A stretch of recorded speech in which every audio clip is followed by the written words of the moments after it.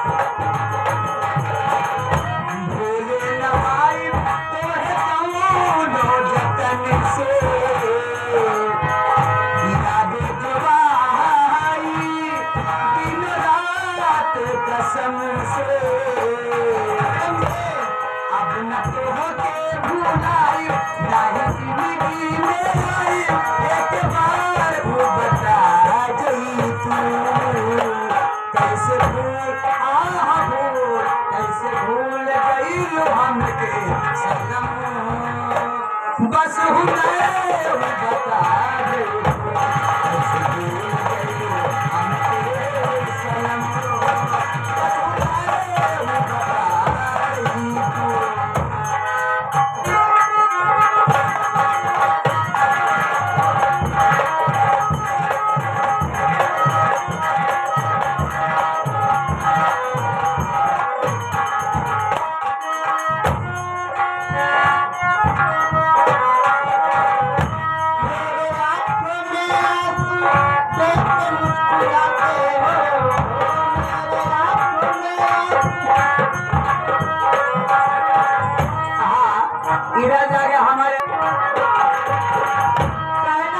फूल शबनम में डूब जाते हैं, अजीब फूल शबनम में डूब जाते हैं, जख्म मरहम में डूब जाते हैं।